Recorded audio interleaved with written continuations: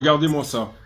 Un défi stratégique majeur. Et là, il y a une opportunité historique pour Israël de finir ce que Netanyahou appelle le fait de redessiner la carte du Proche et du Moyen-Orient en imposant ce qu'on peut appeler une Pax Hebraica, c'est-à-dire d'être l'hégémon incontestable qui domine de la Méditerranée jusqu'à la Perse et qui peut bombarder à loisir et qui peut s'assurer, voilà, d'être encore une fois une puissance militaire parfaitement incontestable. Et ça, les pays du Golfe, l'esprit de guerre de Netanyahou. Si on compte toutes les guerres qu'il a ouvertes depuis maintenant quelques mois, 7. 7 guerres, il y a quoi? Les Houthis, Gaza, Palestine, évidemment. Liban, Yémen, Syrie. Qatar, ils ont bombardé au Qatar, ils ont bombardé au large de la Tunisie, ils ont bombardé au large de Chypre. Évidemment, pour une part de l'opinion, il est un très grand criminel. C'est pas une opinion. Pour Israélien, non, mais il a un mandat d'arrêt de la Cour pénale internationale pour crimes de guerre et crimes contre l'humanité. C'est un fugitif au regard du droit international. Comme son ancien ministre de la Défense, Yoav Gallant, qui vient de déclarer, c'est dans Haaretz ce jour-ci, que Netanyahou a menti sur la guerre à Gaza. Non, mais c'est l'homme des guerres, je veux bien, mais qu'est-ce que vous faites après le 7 octobre? Un festival de reggae? Ah, mais on n'est plus après. Ça, c'est pas le 7 octobre.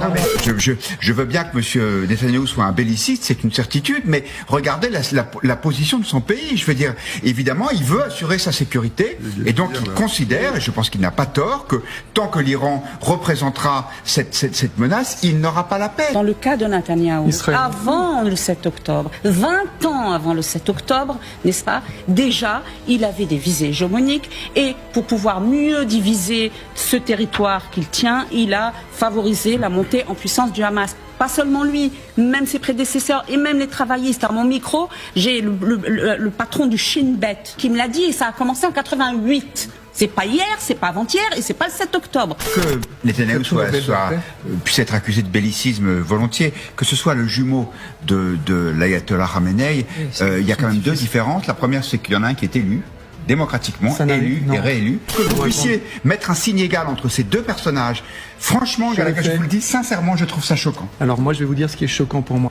Netanyahou, il est attendu à la Cour pénale internationale pour crimes de guerre, crimes contre l'humanité. Son armée s'est rendue coupable de il y a 70 000 morts à Gaza. Attendez. Il y a 10 000 disparus, il y a 15 000. Donc oui, il y en a un qui fait tirer sur son peuple. Ce sont les chiffres du Hamas que vous qui sont adoptés par l'armée israélienne, vous le savez. C'est dans votre journal. Ces éléments de langage sont périmés. C'est l'effacement d'une population. Pourquoi est-ce que beaucoup sont sceptiques par rapport au projet israélien contre l'Iran? Ça fait 3 ans sans discontinuer qu'ils bombardent Gaza depuis un faux cessez-le-feu. Il y a 500 morts, 100 enfants qui ont été tués selon l'UNICEF.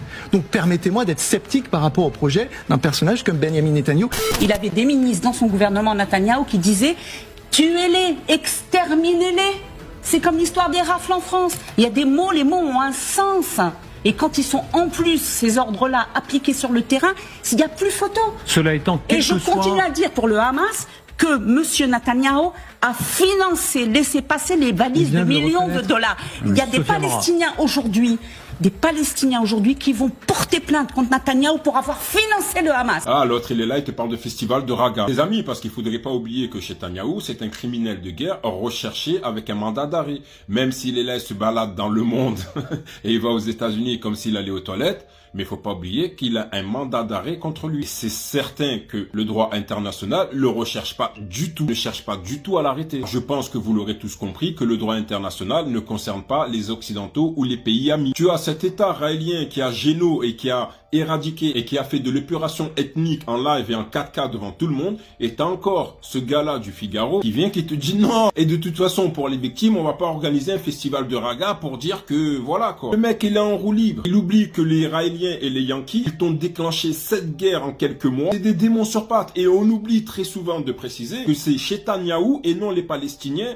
qui ont financé le Hamas, ou tout du moins qui ont facilité à ce que le Qatar puisse financer le Hamas. Bon, tout ceci a un but. Et comme l'a rappelé Gallagher dans la vidéo, ils veulent mettre le Pax Judaïca parce que il y a fort longtemps que le Pax Americana, en 2017, a passé le relais. Là, ils veulent juste établir officiellement et définitivement le Pax Judaïca. C'est pour ça qu'ils n'ont aucune sanction et que tout le monde se chie dessus. C'est un plan qui vient des loges et bien plus loin que les loges. La population mondiale est là comme des cloches à les regarder comme s'ils ne savaient pas ce qui se passe. Or, ces gens-là ont été très clairs dans leurs déclarations. Ils veulent faire une épuration ethnique et récupérer une terre entière pour pouvoir dominer toute la région du Moyen-Orient. Mais bon, comme je l'ai dit dans une autre vidéo, tant que l'être humain restera obnubilé face face à ces démons, rien ne sera réglé. Ils continueront à nous acheminer vers leur désordre mondial qu'ils souhaitent tant. Je vous le dis encore une fois, seules les populations pourront arrêter leur exaction. Car ces gens-là ne sont pas munis de compassion et vont mener leur action jusqu'au bout. Que vous le vouliez ou non, ou que vous y croyez ou pas. Donc sur ce, je vous laisse sur cette vidéo-là et on se dit à plus. Ciao!